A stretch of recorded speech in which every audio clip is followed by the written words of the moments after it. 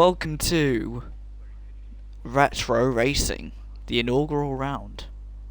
In terms of the championship, we had a few pre-season races, but they mean nothing compared to this. So as we have a couple cars going out onto the track right now, as Gap.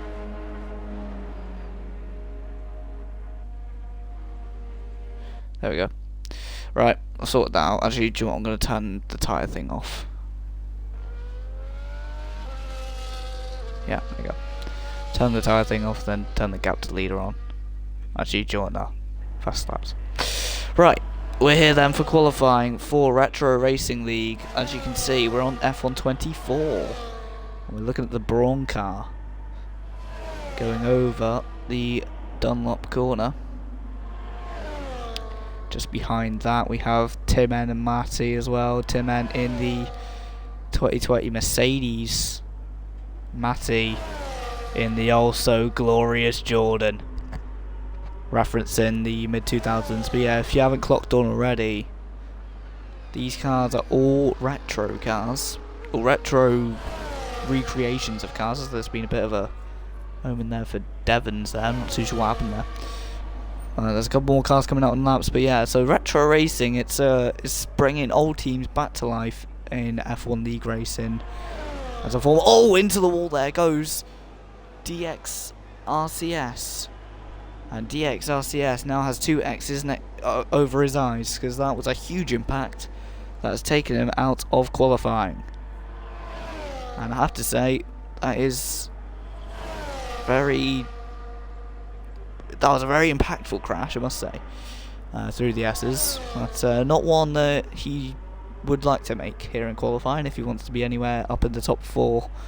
But we have Phoenix on his outlap, and we have our first two men on proper laps. We have the Brawn car, which won in its first race as it goes through first curve. And on the same weekend as the Intercontinental GT Challenges Suzuka 1000 kilometer race, we also get to see the retro F1 cars back to life in the form of F1 League Racing. The yellow flag there for track management, I think, as Devons comes into the Degner 1, and into the second apex of Degner. Oh, he's in the gravel though, but I think it's realistic corner cutting, so he will be able to get away with it. Migrating host, someone's left. It's the man who's DNF'd, has also faced reliability issues in terms of his internet, and he's disconnected from the session. That means everyone else out on track apart from Missile, who's in the Benetton. We're going to go on board with the Brawn here. A lot more silver on the Brawn this time round than the solid matte white on the original Brawn in 2009. Maybe that's referencing the Mercedes that it turned into in the year after. But the team that was funded by £1, they've gone the best in the second sector. And as he heads round the last corner, out the Casio Triangle, over the line, it's a 1:29.6 as the benchmark. It means the Mercedes of Tim-N's going to be the next one to cross the line. He looks like he's aborted the lap. I think he has. So this isn't going to be very representative of his pace. He's nearly 10 seconds off the pole time after that first run. So now we have Matty in the Jordan, one of my personal favourites. Used to be run by Eddie Jordan back in real life F1, but now is under the ownership of Matty, who goes to P2, 2 cents off the pole time. In P2 at the moment.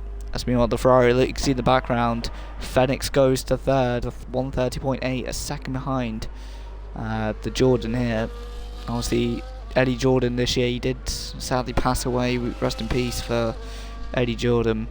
I really love Jordan, and always support Aston Martin and Force India and all that, mainly due to them being the aftermath of Jordan, as Jordan got bought out by Spiker, Midland, then Force India, then Racing Point, then Aston Martin. Yeah, Eddie Jordan, he was always fun to watch on Channel 4, and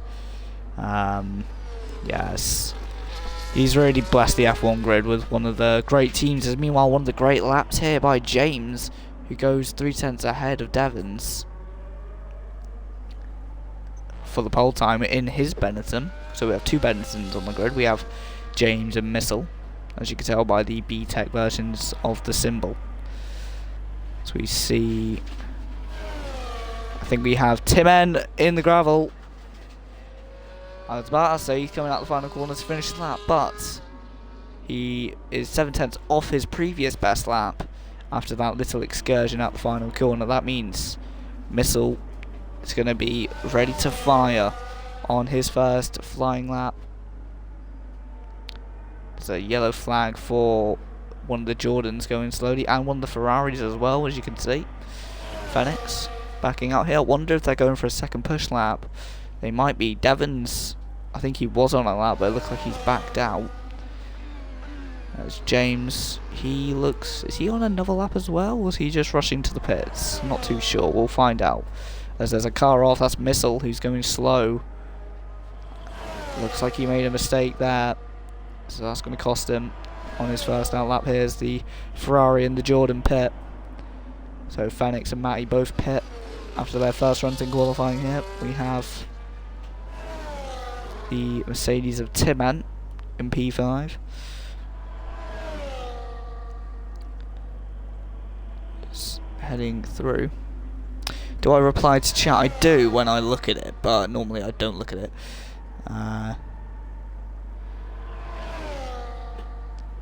Yeah, Timmen heading into 130R. He's 6/10 up on his lap. Granted, it wasn't the best lap ever. He's over the curbs there, really abusing the curbs. Luckily, realistic track limits is on, so he'll get away with it. Down the hill, out of the last corner. I know the line, 7/10 up. Bit closer, but he would like to be a lot closer than that still. So, yeah, who do I think is going to win at the moment? It's hard to tell because I haven't really seen many of these drivers. We have Missile crawling to the pits. So I don't know if Missile's going to... Missile was alright in the 5 lappers that I did with him just before the race. But I think Matty has a good chance. I think it'll be between the top 3, I reckon. As they're the only ones in the 129s. And they're only separated by 7/10, so I reckon, depending on strategy and things like that, I reckon it will be the top 3. I mean, it's a small grid today, but normally small grids do still make good racing, you know. Sometimes they do make boring racing. I'll give you that round nearly for the Braum here at Japan. As the £1 team nearly going around. My poet and I didn't know it, as we have Timmen on another lap. Is he? I'm surprised Timmen hasn't boxed yet for new fuel. Maybe that's why he's going so slow. As we have the Braun. Is he going to come in the pits? I reckon he is. Yeah, he's in the pits. As we have on an out lap the Ferrari.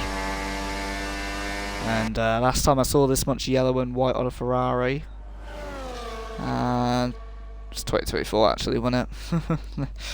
I was going to try and think of an old livery, and I was like, actually, it's probably 2024. But yeah, this Ferrari, it looks... It looks like the 1999 Williams a little bit when it had that red thing. Do I want to be a commentator when I'm older? Yes, and I've had the pleasure of doing real life commentary at the Warrington Park Hill Climb event, which is an event run by the Plymouth Motor Club, which is like my local club. So I've done a club event. I've been invited to the Brit Car Endurance Championship for next year to do events for them, and I've done and I've also got and there's Constantine here with the Ferrari and Missile, I think that was the Benetton, getting in the way of the Ferrari.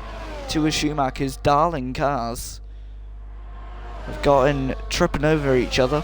But yeah, what was I saying? I've also got the opportunity to go to Brands Hatch to do commentating for Motorsport Vision Racing, the Enduro KA 500, which is a 500-minute race with like these little hatchback cars. ones that you'd probably do your driving test in.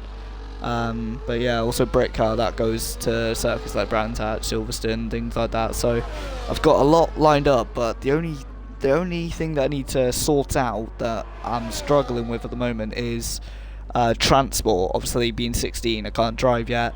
No one else in my family drives. So I have to figure out transport money and things like that. So I'm trying to source out a form of income for now to be able to get to these events, to actually do them, because the more I do, the more likely it is I'll get to more prestigious events in the future. But yeah, meanwhile, speaking of prestigious, we have Fenix in the prestigious Ferrari car, the prancing horse, going out the Casio Triangle, over the line. He's half a second up on his lap, but that doesn't take him up any positions. He stays in a solid mid P4 ahead of Tim N, Missile, and the completely broken car of DXR CS. As we head through the S's. Oh, I think he got a little bit twitchy there. There's a yellow flag as well for one of the Jordans. Watching out for Tim N. Oh, round 4, Missile as well. Missile looks like he's getting shot by Missile. He's stopping very generously to let through the Mercedes and the Mercedes and the Jordan. But yeah, we have Devins back out on that. Let's see if he can jump ahead of the Benetton James, and very squiggly for the 2009 championship winning car. There's a Tolan saying he needs an invite back. Meanwhile, we have a little train of cars. It's purple in sector 1 for Devons. This could be the pole lap. The Brawn car, bought for £1, could go back to P1. But by the end of this lap, he needs to get to the line in roughly 28 seconds from about now. Can he do it? A side by side in front of him with the Jordan and the second of the Benetton cars. We have the Brawn, 2/10 up, that is nearly enough. He needs a little bit more out of this final chicane. How aggressive is he going to be? Through the Casio Triangle, down through the last corner, past the pit entry, and over the line to not take pole position, to miss out by just under a 10th of a second. No, just over a 10th of a second. So yeah, what am I aspiring to do in life? Commentating on motorsport, just something to do with cars, to be honest. So call Missile Lewis instead. So Missile Lewis in the Benetton, as off wide there in Lewis Hamilton's old 2020 Mercedes is Tim N. He takes the Colin McRae line through the Dunlop S. Colin McRae, famous rally driver. As Matty in the Jordan, getting a bit sideways there. As Devons though with a very hot on the tail of James there. We'll have a look at the gap. He said, yeah, just under 2/10. We have half a second exactly between the man in P1 and the man in P3. Beats Brands Hatch. Yeah. Alton Park beats Brands Hatch. Yeah. I don't really know, to be honest. I'm down in Plymouth, to be honest, so Thruxton's probably the closest one to me at the moment. Is there Q1, Q2, Q3? I don't think there is. I think it's a short... Yeah, it's not. It's a short quality. There's a lock-up here for one of the Jordans who's locking up in a straight line. The last time I saw that was one of the AI racing cars. Do you remember them? A2RL, Autonomous Racing League. One of the AI cars. I think it was the yellow one as well. They're locked up in a straight line in Abu Dhabi. As Lewis now. Lewis the Missile. Don't know what he means by that, but at least he wasn't like the guy who's 2 positions below him at the moment. As DXR RCS missiled it to the barriers. As meanwhile, 1.4 seconds down his lap, 9 seconds down his lap. James is back on an outlap. Devins is on a lap, but not going any quicker. As Timmen's out. Timmen out of this race, out of this qualifying session. He's crashed it. Look, we'll see as he comes through. He's got off on the inside of the Dunlop S. That would have put the Jordan off, but that would also put Timmen in a horrible position for the start of this race. As he goes off on the inside of the Dunlop S. Timmen is, well, the 6th man in the order. I don't know, maybe Stoke, maybe. One step at a time. But yeah, thanks for that one. No. Yeah. No, I've clicked the wrong thing. There we go. British Touring Cars, yeah. I've emailed them. I'm basically just emailing everyone I know and then just sending them clips of like these races that I commentate on. And luckily this year in May was when I did the hill climb, but I was meant to do an event in Brands Hatch in the summer, but we can like travel there like sustainably. So we had to push it back and say, right, we'll do the November one, which is the Enduro K50. Can invite 2 people, yeah. Might be able to. Yeah, cheers. There's Fenix, nearly 2.5 seconds up, 2.5 tenths up on his lap in the Scarlet Ferrari. Really making use of the Casio triangles inside curves. He comes over the line. He goes 6 tenths off the pole time. He's getting ever closer to that P3 of Matty, who's currently 5 seconds down on his lap. James, though, is on another lap, as Fenix is out. Fenix is retired from the session, down at first curve. But into the Casio triangle on the Exo 130R. He hits 1, he hits 2 points of the Casio triangle. He now goes through the 3rd point, which is this long run to the line. That takes him no faster, and looks like he's going on another lap though, so we'll keep an eye on that. Meanwhile, I think Matty as well is looking like he's going to go in or tube up for another lap. Devins retires. Devins done for the day. He reckons Matty is not able to dethrone him off the pole time. Yeah. I'll try and say people are twisted a lot to remember you, alright, Twist. But yeah. It's over the line. That is the end of qualifying then for Retro Racing, the inaugural round.